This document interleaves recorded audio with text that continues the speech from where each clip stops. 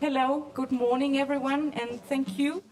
Thank you for being here at the launch of the 2021 report of the global carbon budget. I guess a highlight of all COPs every year. And so let me briefly tell you what we're going to do. We will have 4 presentations, 2 in-person and 2 remote presentation by Pierre Friedrichstein, University of Exeter. Then we will have a remote presentation by Glenn Peters, Cicero from Norway, Julia Potsgrat, University of München, also remote, and we will finish with Corinne Le Carré in person. And then we will have time for some question and answer. And unfortunately, I will have to leave then because there's a little clash with another event. So without further ado, Pierre.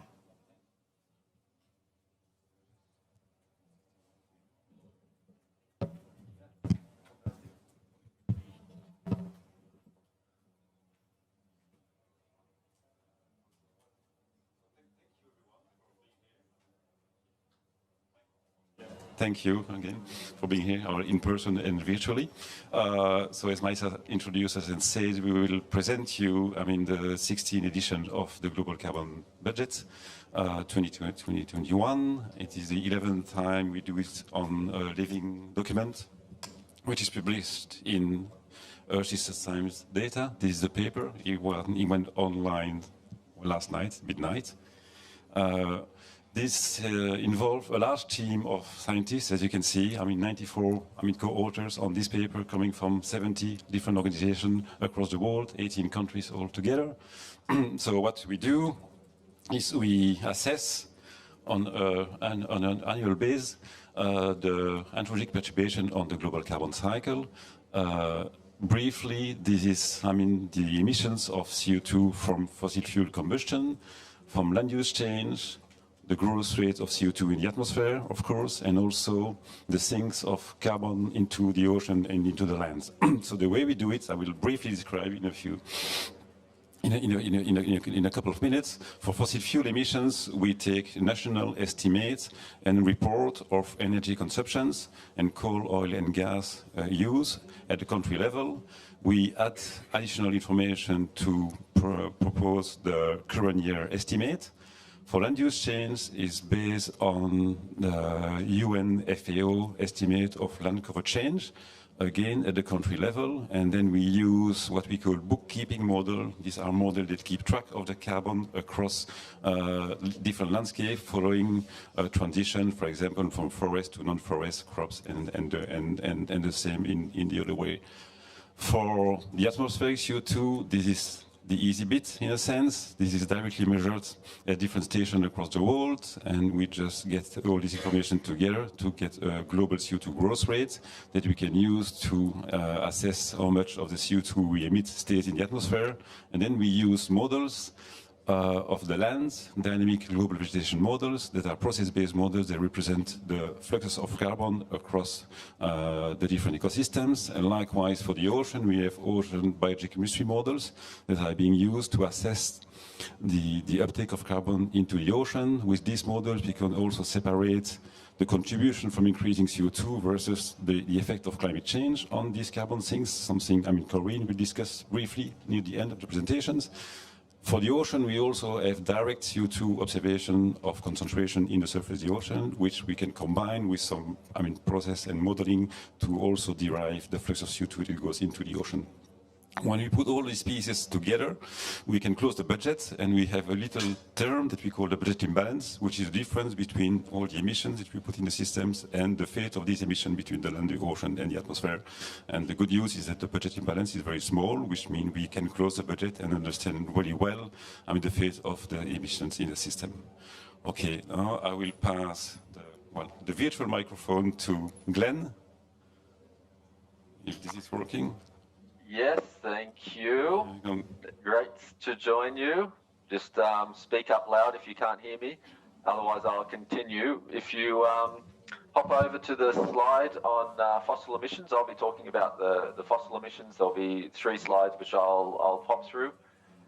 So this figure here is showing global fossil CO2 emissions, so CO2 emissions from the use of fossil fuels, either burning fossil fuels or through carbonates. We're all going to want to zoom in to the last point on the figure, what happened in 2021, so I'll go straight there. If we look at what happened in 2020, we had the coronavirus pandemic. Most people were in some sort of lockdown around the world, and so emissions dropped around about 5.4% in 2020. That's our latest estimates for 2020. Then for 2021, we've used monthly energy use data and extrapolated forward to the end of the year where we don't have that monthly data, and we estimate emissions to go up around about 4.9% in 2021. So that almost comes up to 2019 levels. We are sort of about 0.8% below 2019 levels at the moment. There is some uncertainty here. Maybe the emissions are a little bit higher, maybe they're a little bit lower. So I said 4.9% growth. It could be 4.1%, 5.7%. So there is an uncertainty there which you need to be aware of. So emissions have rebounded in 2021 to almost recover all of the losses in 2020. Just zooming out and taking a little bit of a step back, and this also sort of links to how we may think about this change in the years ahead. What were we discussing in 2019? We were talking about emissions potentially peaking in 2019. So if we look back at what happened in the 1990s, emissions were growing at around about 1% per year. Through the 2000s, they grew at about 3% per year. A lot of this is due to rapid growth in China, which was growing at around about 10, emissions were growing around about 10% per year during that period. 2008-9, we had the global financial crisis with a very strong rebound after that in 2010. But then when we get to the 2010s, we see emissions leveling out. And there's several reasons for this. Maybe there's a little bit of a hangover from the global financial crisis, so economic activity is not as strong as it was. We also see increasingly countries coming up with climate policies, which have been increasing over that period. And we also see in the data that there's increased decarbonisation. So in many countries, we've got a shift from coal power to either gas power or renewables, and that is leading to a slowdown in emissions growth. And so when we got to 2019, we were starting to discuss, okay, are emissions peaked, or will they peak in the next few years? Then 2020, we had the coronavirus pandemic. A lot of the discussions, particularly in the early part of 2020, were about recovery packages. Will the recovery packages be so that emissions will rebound, but not too much, and then put us on a new trajectory after that? It looks like that may not be the case, but we'll have to see how things develop in 2022, 2023. Those years are in the future, and so there is ability to change things. If we skip forward to the next slide, I'll zoom in with what's happening across the different fossil fuels. So our method focuses on the fossil fuels. So what are the emissions from coal at the top, from oil, from gas, and cement down the bottom? I won't say much about cement, but if we look at gas, so gas consumption in the blue has been increasing steadily over decades. I think in 2018 or 19, we wrote a commentary about our concern for the rapid growth in gas. So gas dropped around about 2% in 2020, it's rebounded about 4% in 2021. And so gas is more or less back on its long-term trend of increasing emissions. Oil, most of the restrictions related to coronavirus, related to mobility, both domestic and international. So we expected and we got a big hit on oil consumption. Oil consumption went down about 10% in 2020. There's only a small rebound so far. Emissions have gone up maybe 4% in 2021 from oil use. So there is we would expect there's some more growth to come. We know, for example, international transport is still suppressed. Domestic transport in some countries is still suppressed. So we may see a continual rebound in oil consumption in 2022, 2023, and so on, eventually getting back to those 2019 levels, although hopefully some policies can be put in place to ensure that that does not happen. Coal at the top has been, well, we've had a lot of interest in the last decade. Coal, emissions from coal may have peaked around about 2014. And after that peak, there's been a little bit of up and down. as the swings of coal between different countries. So China may have also peaked coal, US and the EU have had a rapid transition away from coal, and so on. So if you look at the last decade, coal has sort of been flat and maybe even declining. Through 2021, we see a big rebound in coal. That's coming from several countries. I'll touch on those in a minute. Hopefully this rebound is an overcorrection, and emissions from coal will drop again next year and continue on that declining trend, and hopefully accelerating that trend. So some concern about what's happened with coal during 2021, a bigger rebound than we would have liked. If we go forward to the next slide, where I talk about countries. So this is the top 4 emitters in the colours and the rest of the world in the black. I'll just talk through each of these quite briefly. China in the orange, steady emissions growth up to about 2000. In 2010, Chinese economy grew extremely rapidly, emissions going up around about 10% per year. Then in the 2010s, some interesting things started to happen in China. There was this rapid slowdown in coal.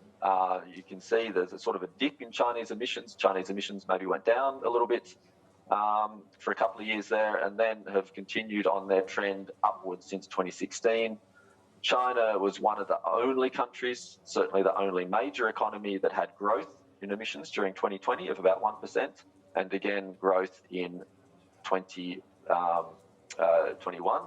And this growth is coming across all parts of the economy, coal, oil and gas, but there has been a lot of investment in recovery expenditure in construction, infrastructure, which means coal has gone up about 6% in China, 2.5% in China in 2021.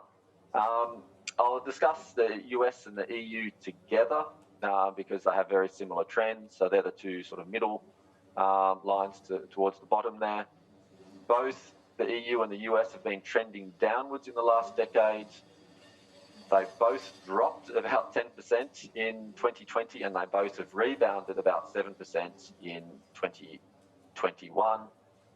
On balance, this puts both the EU and the US back on their sort of longer-term decadal trend of declining emissions. We hope that remains, and their emission reductions accelerate in the next few years ahead, heading towards 2030. And lastly, I'll say something about India. India has been having rapid deployment of solar and wind. We were starting to think that coal use might have been coming to a peak, or certainly slowing down in India. 2018, 2019, there was not much growth in emissions in India. India was hit hard during coronavirus, but has rebounded very strongly, about 12% growth in emissions in 2021.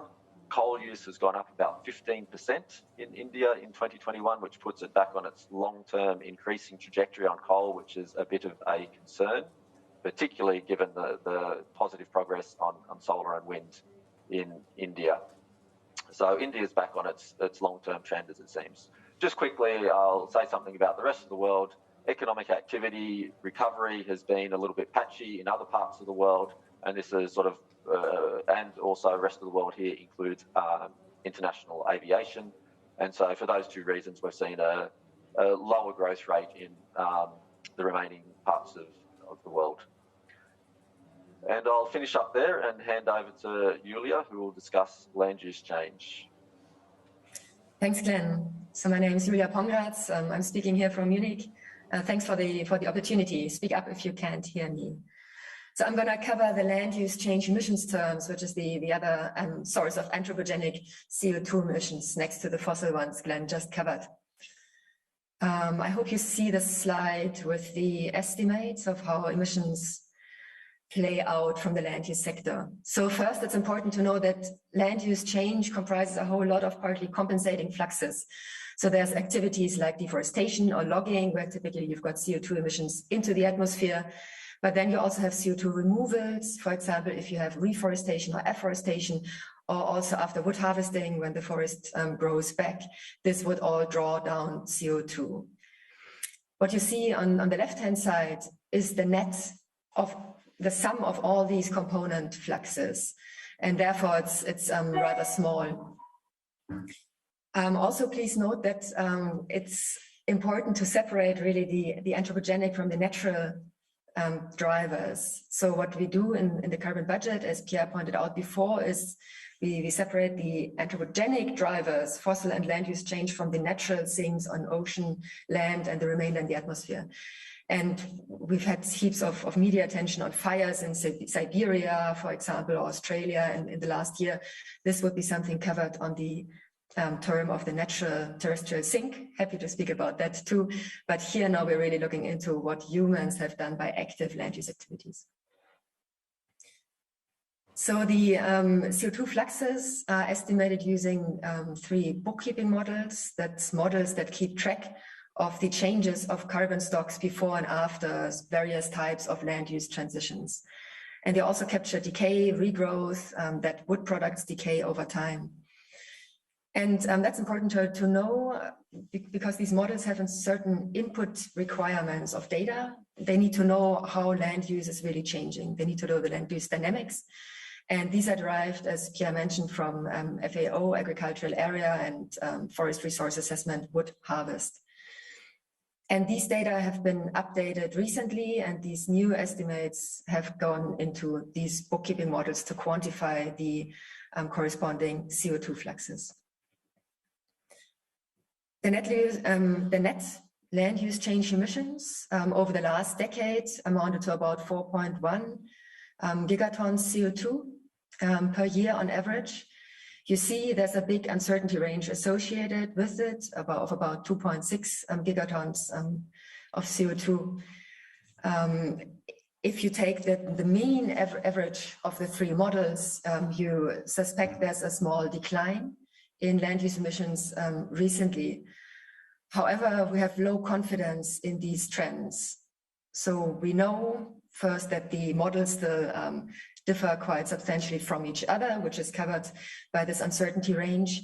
And then we also know that some important land use processes are not fully captured by the land use dynamics that are going into the models. One example is degradation. So this would be effects of logging, edge effects that are not easily monitored. Deforestation is better seen from Earth observations. Degradation is more subtle, not disturbing the canopy cover so much, for example. And this is something that's also not reflected well in the land use dynamics data. And degradation has become more important in recent years too. We know that from specific regions, specific studies there. So a caveat there why we also think these trends need much more analysis, also on regional scale, before we can make robust statements there. Also, high resolution monitoring is really needed. And only then can we reduce the uncertainties around land use emissions, around their trends, and also estimate the contributions to emissions reduction targets. Land use emissions are more intense in the tropical regions. This is something we robustly know. This is across all 3 continents. It's driven by expansion of cropland for most, and part of that is also due to export. Going to the other side of the slide, we see much bigger fluxes. And the reason is that these are now the gross fluxes. So it's all the terms that have emissions into the atmosphere on the top, and then all those CO2 removals, like from reforestation or recovery of forest after wood harvesting at the bottom. The emission terms, you see, they remained high during the last decade and amounted to about 14 gigatons of CO2 per year, again, with substantial uncertainty. We cannot track this directly, but there's evidence that the pandemic may have impaired emissions reductions. Reasons for that is that environmental protection policies and their implementation may have been weakened in certain regions. There's evidence from various countries that due to budget restrictions of environmental agencies, for example, or impairments to ground-based monitoring that would prevent land grabs and tenure conflicts, deforestation and degradation may have gone up, in fact. But we still need to see how really the forestry sector and agricultural sector responds to the pandemic. And also it's hard to separate the effects of the pandemic from those of general political developments that have already been started beforehand. So with these gross fluxes, the gross emissions and the gross removals, we have two big levers on which to steer overall emissions from land use activities to the atmosphere. And one aspect that is pretty clear is that land use emissions can be reduced rather fast and rather substantial if we stop deforestation, as has been discussed at COP, because that would immediately bring down the gross emission term. For the first time in the budgeting, Pierre mentioned we've been doing this for a couple of years now, but there's something novel that we tried this year, is that we try to link the estimates derived from the global carbon cycle models with those reported by countries to under the national greenhouse gas inventories. The difference there is that the carbon cycle models separate based on drivers. There's the anthropogenic land use activities, and then there's natural effects, environmental changes, CO2 fertilization, creating sinks typically in forests, nitrogen deposition helping the growth of forest, for example. This is different in the country reported data. There, for pragmatic reasons, partly it's distinguished based on area. So you distinguish natural area from managed land. And then the countries report all the fluxes that occur on managed land, which would also include fluxes that are induced by natural environmental processes, like the CO2 fertilization effect. And so these are just two different ways of accounting. And the challenge then is to map them to each other. And this is something that has been achieved. So when you redistribute that you have part of the natural sink occurring on managed land, managed forest for most, and you account for that, then the estimates by the global carbon cycle models and by the country reported data is consistent with each other. And so we can reconcile it. On the one hand, you have substantial sinks in the land use sector because you're including the natural sinks on managed land, while in the carbon cycle estimates, you've got big sources to the atmosphere.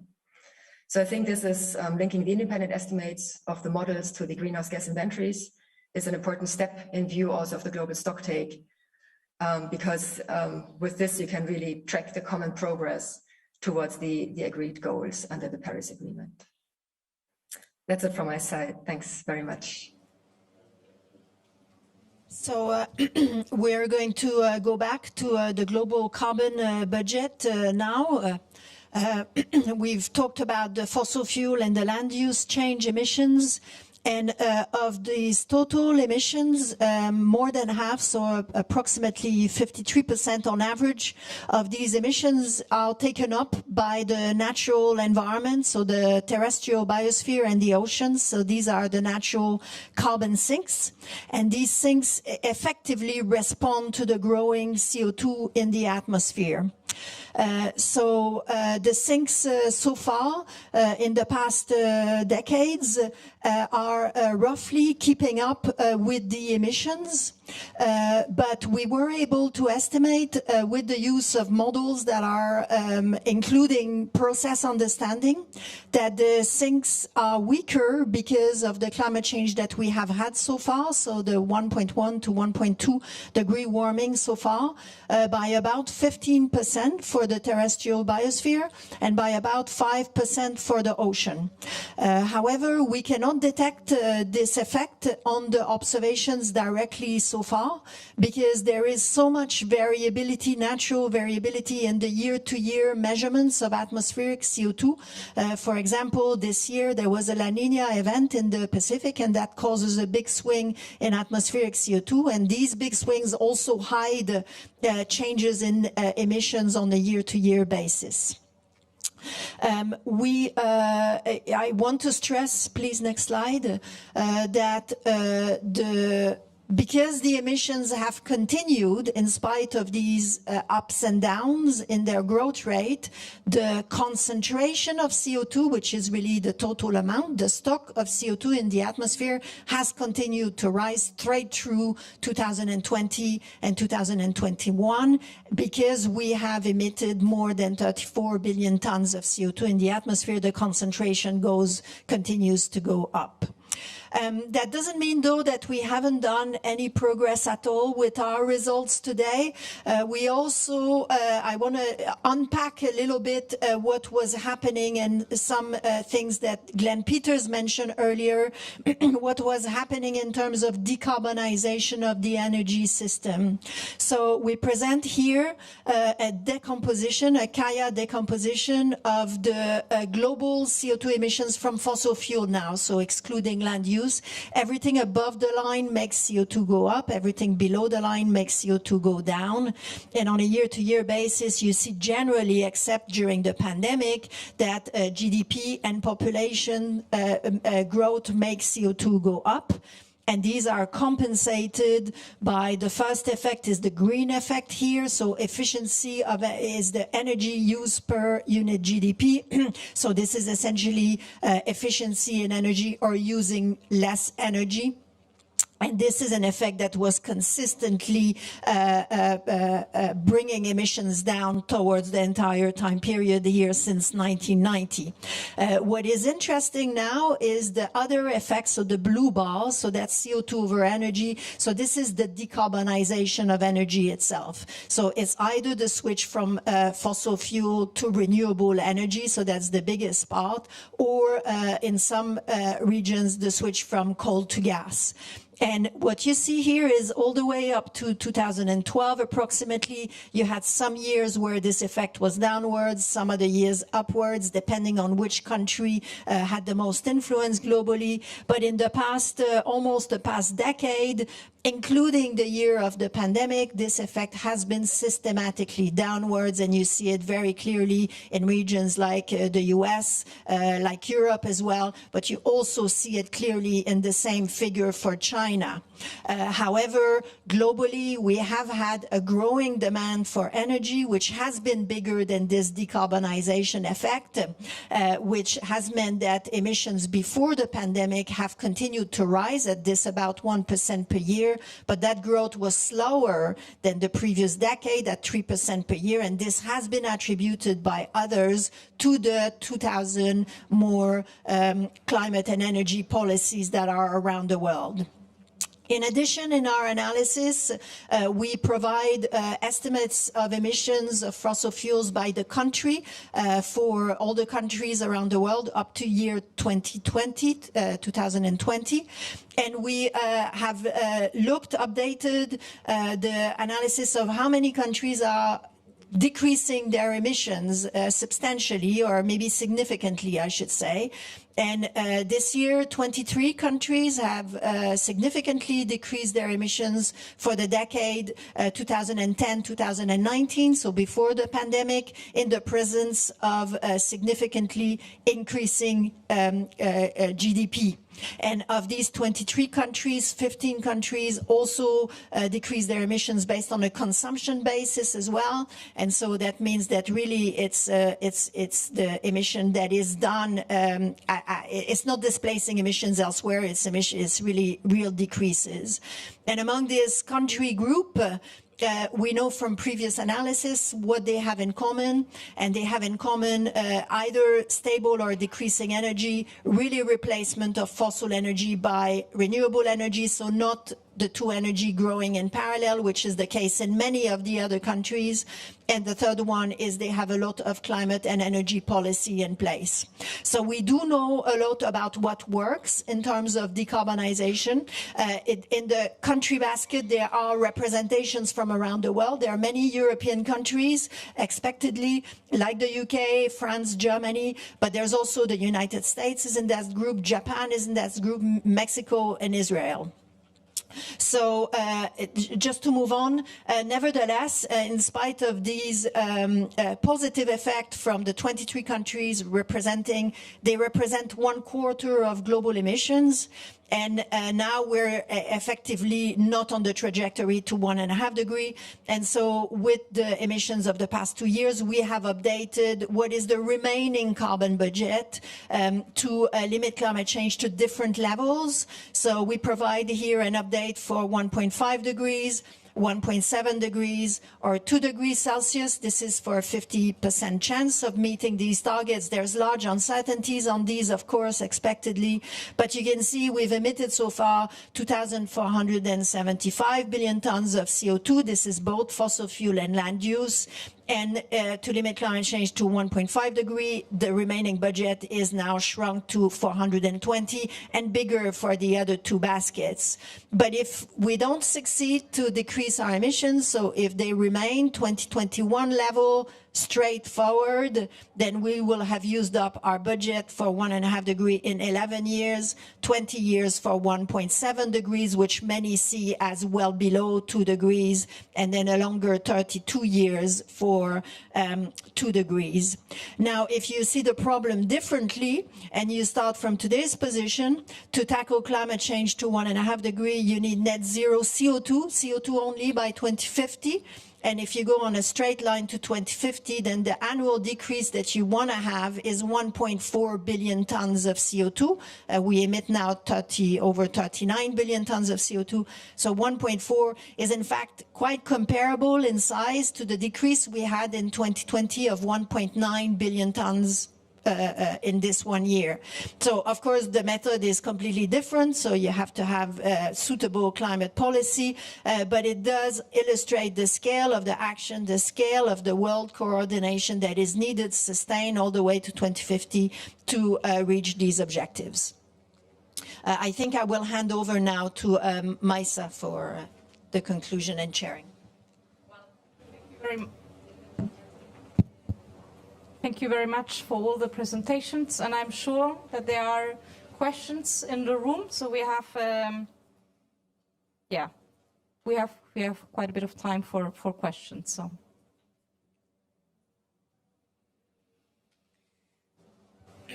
Thank you for the presentations. One question for Julia Pongratz, if she's still connected.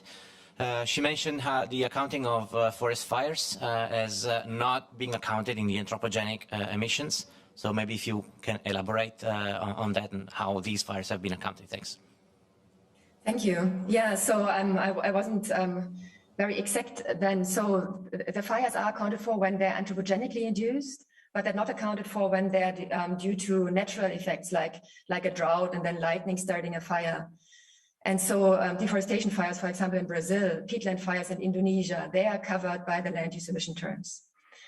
What would be covered under the natural terrestrial sink that Corinne mentioned, that would be natural fires. And there, for example, we've seen massive such fires, the Black Summer event in Australia, 2019, 2020, or then in Siberia in 2021. Also, the Western US is something we all have in our heads from the media reporting, and Mediterranean Europe just this summer. But these latter two are smaller in their effects. So these natural terms, they reduce the terrestrial sink. It will regrow, hopefully, then in the coming years. But deforestation fires, they would be included under the land use activities and be attributed to the human emissions. Thank you. My name is Werner Kutscher. I'm the director of the Integrated Carbon Observation System that is also providing data. And I have a remark first and then a question. My remark is that I really want to thank you, not only the four of you who presented, but also the, I think, hundreds of scientists behind you who are on research vessels, who are using satellite data for modeling and so on. This is an enormously important data set that you are providing. And my suggestion to you and FCCC is that you should be in the opening ceremony next time to tell all the wise leaders what's going on. My question is to Julia. We were talking about observations and you were saying that there are gaps in the observations, in particular, I think, for the degradation. So where would you say are the biggest gaps? Thanks for your kind words first. So I think the biggest gaps are we don't have very long time series. This is handled for forest cover changes, for example, the Lancet. So we cover 40 years, which is great. That time plays out in our favor. But for biomass data, for example, we only recently added that to the portfolio of sensors that operate operationally. There's various sensors up there now that can estimate biomass changes independently, which is great to cross-check, but we still need much more research there. We need higher resolution. We need more confidence of really how to derive biomass estimates directly so that we have an independent estimate based compared to the land use changes, the deforestation rates that we also derive from satellite. But many land use processes are very small scale, like the degradation, logging, it's individual trees being taken out and then you've got gaps, but it's really at the below hectare scale, and therefore high resolution monitoring is really needed. And you need the ground truth too in the individual countries, and there we know that there's a lot of obstacles, in particular in regions that are not very accessible to monitor that for cross-checking. But it's clearly something that we need to get more robust there. And also if you want to get serious at reducing deforestation, we need to make sure we can monitor it. Also, a big obstacle is that we cannot separate very well the natural effects from the anthropogenic ones. When you look at a forest from above, you have everything together, that it reacts to droughts, to CO2 fertilization, but also to the land use in there. And this is why we apply the models to really split based on natural versus anthropogenic drivers. And so I think this is very helpful to integrate the models much more closely with the Earth observational data. And this is something where there's fruitful collaborations going on between the communities.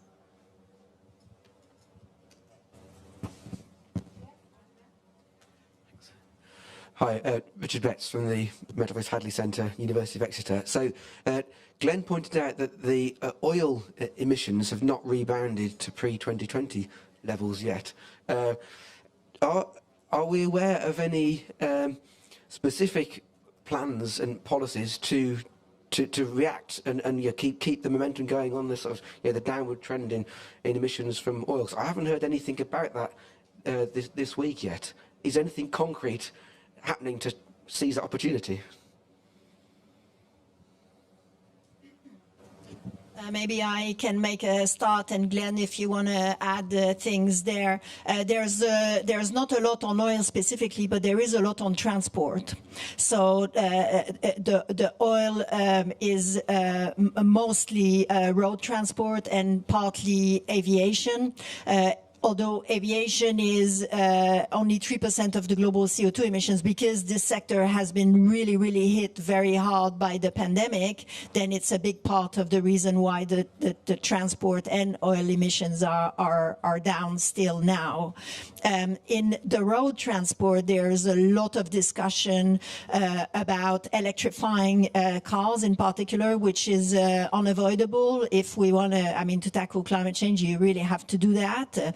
The payoff on this is not going to be immediate. So actually that's not going to avoid the rebound, but it would make some real structural changes in the slightly longer time. And maybe I'll jump on your question to make maybe a broader point, which is the parallel with the global financial crisis that, the last big crisis we've had in 2008, 2009, where we had a big rebound in emissions in 2010 immediately following that.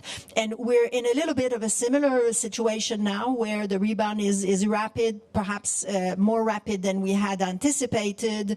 But in 2008, 2009, we had this big rebound in 2010, and the investments that were made there, especially for renewable energy by Germany, the US, and China, paid off in the following decade. So they made the prices go down, availability, and that really helped to bend the emissions a decade later.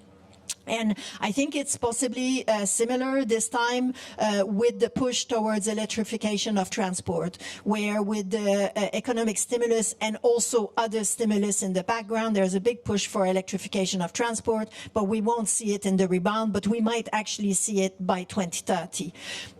Where you can make a difference immediately is really what happens in cities in terms of commuting.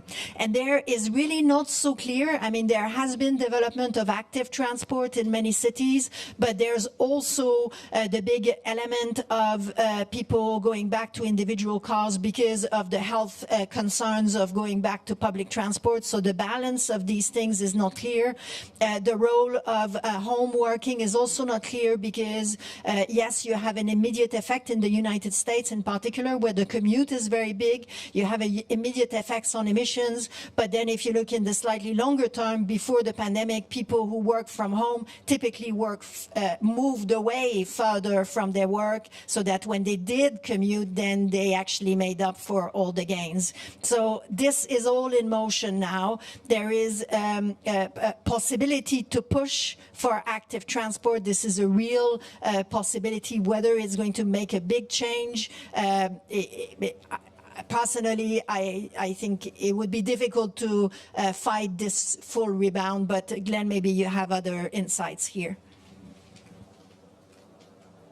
No, I think what you said is quite good, and I'd agree with, essentially mobility will come back, you would expect, to the previous mobility level. So unless there's a change in behaviour and mobility levels are lower, then would expect emissions to come back because the fleet is so dominated by fossil vehicles. And as Corinne said, if we have electrification of cars, then that does take time to change over the stock. And we see this in Norway, where the penetration rate of electric vehicles in new car sales is extremely high, 80+%, but still it takes years to change over the entire fleet. But just let me add on another element to your question, which is coal. So coal had a very strong rebound in 2021. And this is also a big concern. So hopefully this was an overcorrection and not, let's say, a return to coal. So there's also some, let's say, policy decisions in the short term, as in the next, days, weeks, months, years, to ensure that coal is not rebounding and coal continues on the downward path. So very similar to your question, but the same also applies to coal, I think, and of course, ultimately gas. Thank you. Is there any other? Yeah, over there.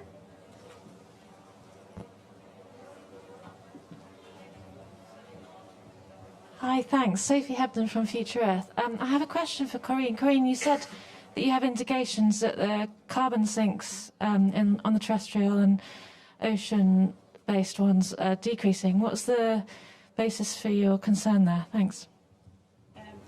Thank you for that. They're not decreasing, they're continuing to increase, but we can estimate with models if the effect of warming on those sinks, which weakens the sink essentially. So the sinks are really a response to environmental conditions, which are the growth of CO2 in the atmosphere and the warming and associated changes in wind in the ocean in particular. And so the effect of CO2 is dominant, is the fertilizing effect on land and just diffusion and physics in the ocean. And so this continues to be dominant, and that's why the sinks are roughly following the emissions now with a lot of variability. But you can still estimate, this is the carbon climate feedback, which has been estimated for a long time now. Actually, Pierre published some of the precursor papers on this, which is that as warming kicks in, then the sink weaken. It's based on process understanding, but it's also based on paleo reconstruction of data. And the effects so far, because we've had warming so far, we estimated with models that the sinks would be 15% larger on land, essentially, if we didn't account for warming, and 5% larger in the ocean. Do you want to add something on the sinks? No, but just to make it clear, as Corinne said in the presentation, the sinks are still increasing in pace with the emissions. They still take about, half of the emissions. So it's not like the sinks are declining, but they could be stronger if there was no climate change. And it's applied for both for the land and the ocean, and it's a bit more dramatic for the land. As we said, it's 15%, which is mainly due to increased soil carbon decomposition with warming, which is releasing more carbon than it would have done in a pre-industrial climate.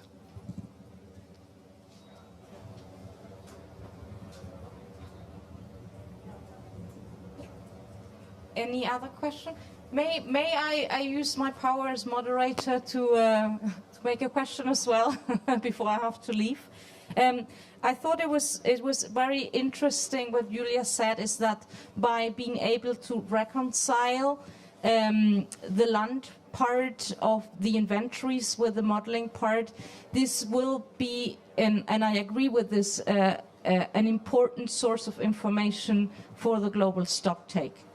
In general, of course, the official emissions are the national greenhouse gas inventories, but we know that they lack a couple of years, can be even 4 years, which is going to be rather complicated to see if implementation is really occurring, right? We need the next 30 years to really be able to quickly see if measures are being implemented and if they are resulting in decreases that we want. And therefore, these independent estimates, I think, are going to be very critical. And I think it would be good as well if many countries could do this on a country level as well, and be able to be sort of a watchdog much closer. So I don't know if any of you wanted to comment on that. Yes? I think, Marcel, that's an excellent suggestion. And you're right that some countries don't report every year up to the most recent years. That's just it's the Annex 1 countries that are more up to date. And there could be a big chance in trying to then, because we now have a reconciliation of the global carbon cycle models with the greenhouse gas inventories, to kind of cross-check what the best estimate would be for the really recent years with the monitoring data that we get more up to date. So I think that's a very important part.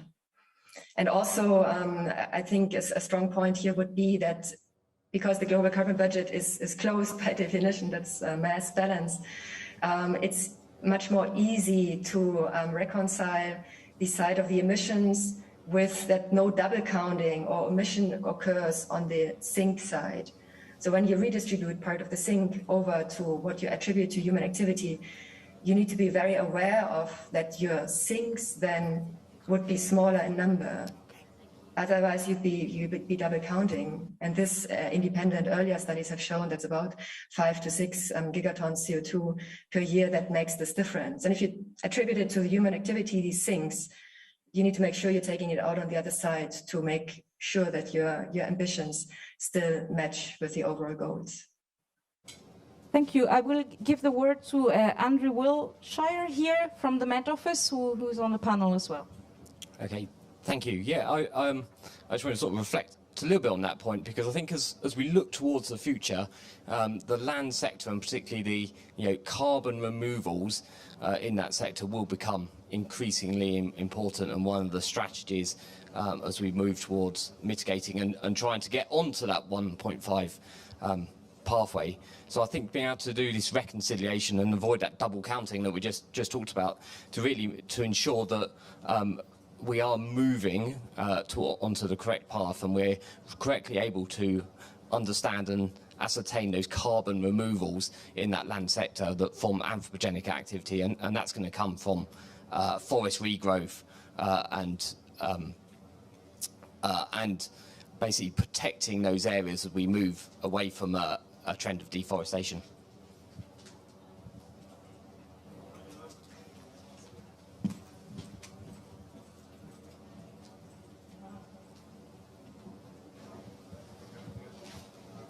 Tim Lenton from the University of Exeter. I want to add my thanks to all of you and the whole team on this incredible work. My question is around the Kaya decomposition and thinking about that as we look ahead. So it relates to, Corinne, your nice summary of, we can put a number on how much we'd have to keep decreasing emissions forwards, let's say, to meet the 1.5 degrees C target. I was thinking about, can we project forward from the decomposition? We know that population is going to do what population is going to do in terms of growing. We probably don't want to see GDP per population decline. So one can ask the question, how much does energy per unit GDP or CO2 per unit energy have to decline to meet that 1.5 degrees C target. When I've tried it on the back of the envelope, I would come back with about 5 times faster than they're declining at the moment. I don't know if you've had a go at that, but I'd love your thoughts on that.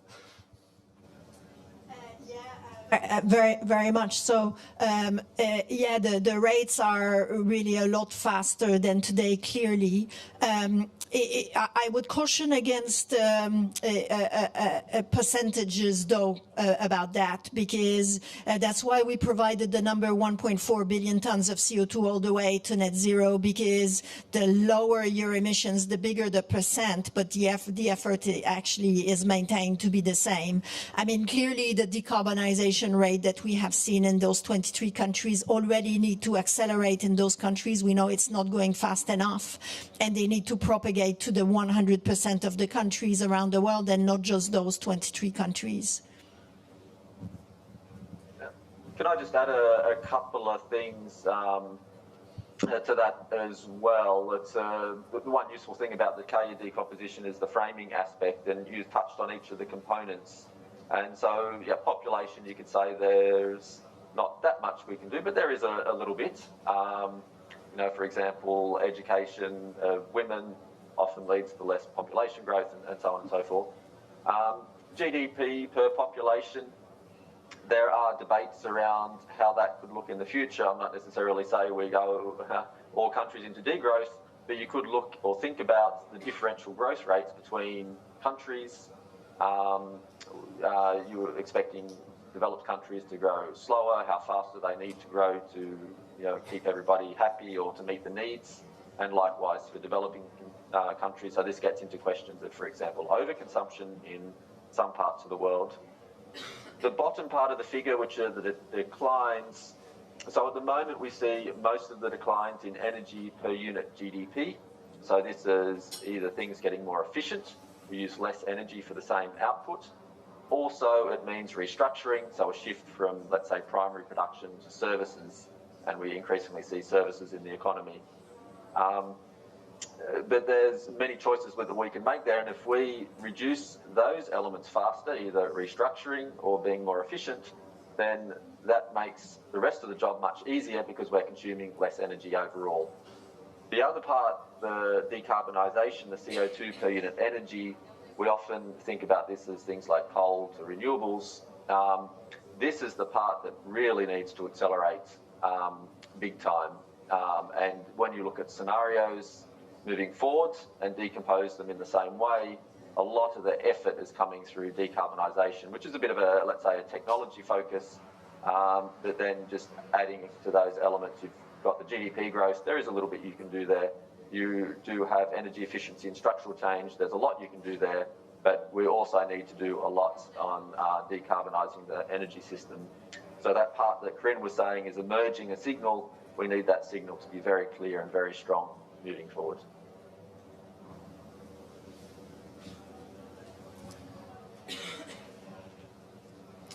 Just a question on the scenarios. In most scenarios, we have neutrality in 2050, 2060, 2070. But then afterward, we have 50 years, 40 years, or 30 years of very high negative emissions in most scenarios. 5, 10, sometimes 15 or 20 gigatons of negative emissions. How realistic do you see those negative emissions, considering what the Earth is currently absorbing? I mean, maybe just to say, if the figure that Julia has shown about the net removals, that gives you an idea of how large the removals are today, which is about, is it close to 10 gigaton, Julia? So if we bring deforestation down to 0, then we're down to the natural removals, and that's about the size you can do on land. So would you like to comment for the natural one, Julia, and maybe Glenn for the artificial ones? Yeah, so the natural sinks, so for most those on the terrestrial side, many of these are readily available, which distinguishes them, for example, from marine methods or technological methods where it's unclear if you can, how quickly you can scale them up. But reforestation we've done for centuries now. Biomass plantations is something that's high on the agenda, of course, when you combine that with carbon capture and storage in the end. Forestry, replacing energy-intensive products, replacing steel, but then also cement. In architecture, that's things to move forward, increasing the recycling rate, having a more circular bioeconomy that would all contribute to these negative emissions. Often they're called nature-based solutions or natural climate solutions because we think they're more natural, but this, of course, has to be taken with a grain of salt because we know there's substantial trade-offs, or could be substantial trade-offs with biodiversity or water quality, water availability, and so on. So the big challenge lies in first really having a comprehensive analysis of these negative emission technologies that go beyond potentials and side effects on the climate system to being socially acceptable, economically viable, and also that the governance structure is in place. And the second challenge is to have useful mixes on national level of different negative emission technologies to spread the risk. And also you need a portfolio because each individual method will not add up. And you also need to make sure you're getting the timescales right. So there's big challenges lying ahead of us now. It's clear we need to look much more into negative emission technologies, but we cannot take away the focus on the emission reductions because this is the one certain part that we have, that this will work in terms of atmospheric CO2 decreases, or stability at least. Yeah, just building on how Julia ended there, there's a variety of carbon dioxide removal technologies. Each of them has various risks associated with them. And of course, depending on the technology, those risks are bigger or smaller. But the most important thing is to reduce emissions. There is a bit of a, let's say, a scenario design issue as well. The way scenarios are designed sort of, you could argue, also leads to high use of carbon dioxide removal. So you have to be careful when you say how much carbon dioxide removal do we need. There's different ways to think about this question. So there's two elements to carbon dioxide removal. One is to offset emissions that we can't otherwise reduce. So, for example, if we can't completely decarbonise some sectors or some countries emit a little bit longer than others, then we might need some carbon dioxide removal to, if you like, offset. But if we also reduce energy consumption deeper in the short term, if we also change technology faster, then that puts less demand or less pressure on needing carbon dioxide removal. Another element of carbon dioxide removal is associated with temperature overshoot. So where you use carbon dioxide removal to, on the aggregate, remove carbon from the atmosphere and bring the concentration down faster. That is another element of carbon dioxide removal, but that's, I think, a discussion that we may have a little bit further into the future. So first we have to get emissions to zero. Hopefully we can do that and keep below 1.5 degrees. Then it's a question, how much carbon dioxide removal do you want afterwards to bring the temperatures down further? Do you want to go to 1 degree or do we overshoot and go up to 2 degrees and we want to come back down into 1.5 degrees? So a lot of these questions are very dependent on what we do now. And so the only answer is we have to reduce emissions now, as that takes out many of the uncertainties and complexities associated with that technology. Okay, I was just told we have like 2 more minutes, so maybe there's time for one more question.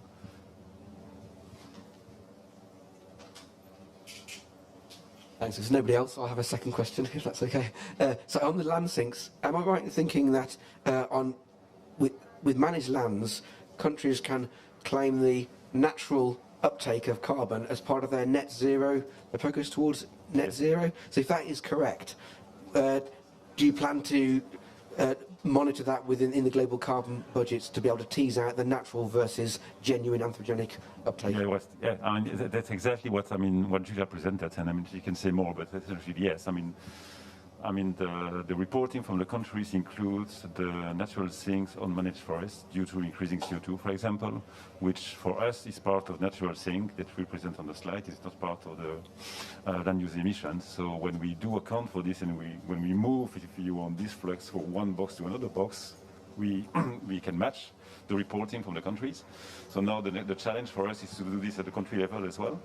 We haven't done it yet. We've done it globally. We haven't done it yet at the level of the country, but this is the next step for us to do and to be able to make better comparison with the way we report the flux versus the way the country report the fluxes. I mean, Julia, do you want to say more in 30 seconds? No, that was perfect. It's the IPCC managed land proxy that's being used under the country reporting, doing exactly what you said. Current chair of this session, I will thank you all for coming, and thank you, of course, the panelists remotely and in presence, and also taking Massa, who had to leave early. I'm sorry. Thank you again.